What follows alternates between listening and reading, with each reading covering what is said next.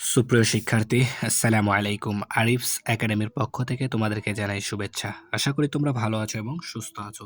তো আজকে আমি তোমাদের গণিত বইয়ের পৃষ্ঠা নম্বর ১১৯ এর যে কয়টি অঙ্ক আছে সবগুলোই সমাধান করে দেব, ঠিক আছে?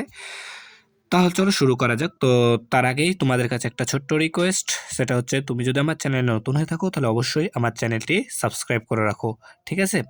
তাহলে দেখো, আমাদের ১ নাম্বার বলছে সম্পর্ক প্রতীকের সাহায্যে প্রকাশ করি, ঠিক আছে? তো এখানে মোটামুটি ৮ টা অঙ্ক আছে, তাই না? তো এই ৮ টা অঙ্ককে আমাদেরকে সম্পর্ক প্রতীকের সাহায্যে প্রকাশ করতে হবে, ঠিক আছে?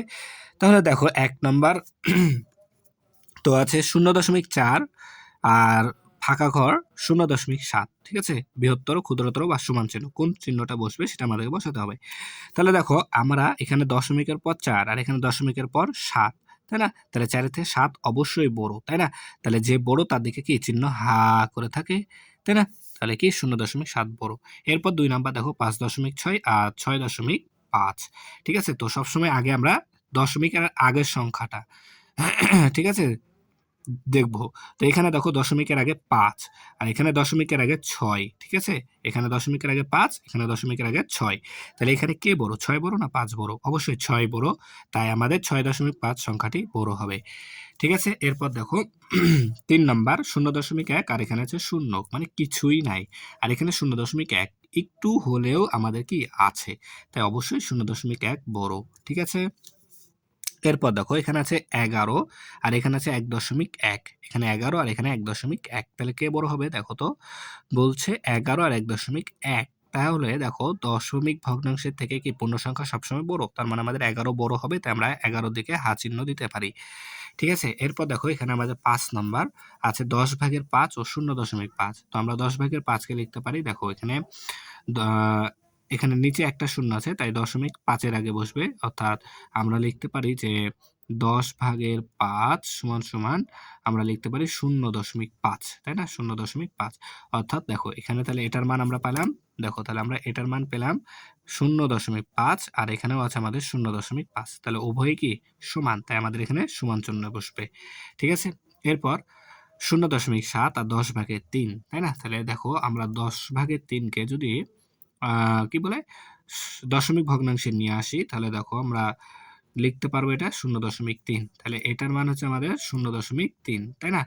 আচ্ছা, আর এপাশে আছে ০.৭। তাহলে কে বড় হবে? দেখো ০.৭ই বড় হবে, তাই ০.৭ এর দিকে হা করবে। এরপর এখানে আছে ০.১ আর ১০/৩। তো ১০/১ সমান আমরা পেলাম কত? ০.৩।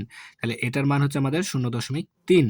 আচ্ছা, আর এটার মান ০.১। তাহলে কে বড় হবে? ০.৩ অবশ্যই বড় হবে, তাই ০.৩ এর দিকে চিহ্ন হা করবে। এরপর দেখো ১০/১০, অর্থাৎ লব এবং হর কি একই, তাই এটার মান হবে আমাদের কত বলতো? ১। আমরা কিন্তু শিখেছিলাম, ঠিক আছে? তাহলে লব এবং হরের মান সমান হলে তাদের মান হয় ১। তাহলে এখানেও ১, এখানেও ১, তাই না? তাহলে এপাশেও ১, এপাশেও ১। তাহলে ১, ১ দুইটাই কি সমান, তাই এখানে আমরা সমান চিহ্ন বসাবো। ঠিক আছে? এরপর দেখো আমরা ৩ নাম্বারটা সমাধান করি এখন। তো ৩ নাম্বার কি? যে আছে ০.৮ এবং ০.২ এর যোগফল নির্ণয় করতে হবে, তাই না? তাহলে ০.৮ আমরা এভাবেই করব, ঠিক আছে? ০.৮ আর হচ্ছে ০.২ কি করতে হবে? যোগ করতে হবে, তাই না? তাহলে যদি যোগ করি তাহলে দেখো ৮ আর ২ এ ১০, ১০ এর ০ বসবে। হাতে থাকবে আমাদের ১, তাই না?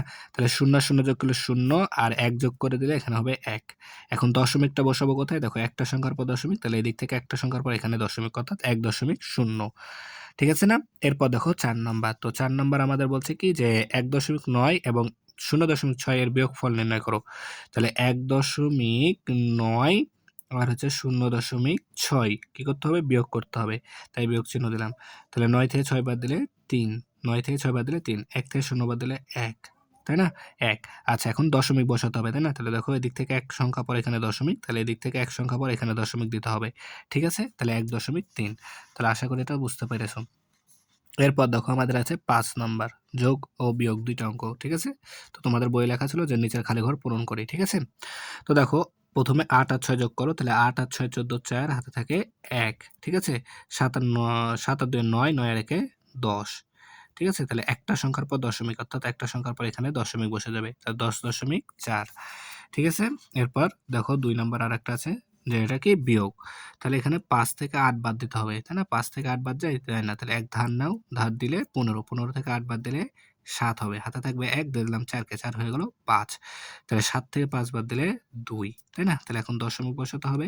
তাহলে দেখো একটা সংখ্যার পর দশমিক, তাহলে এদিক থেকেও একটা সংখ্যা পর আমাদের দশমিক অর্থাৎ ২.৭, ২.৭, ঠিক আছে? তাহলে আশা করি তোমরা এটা বুঝতে পারলা, ঠিক আছে?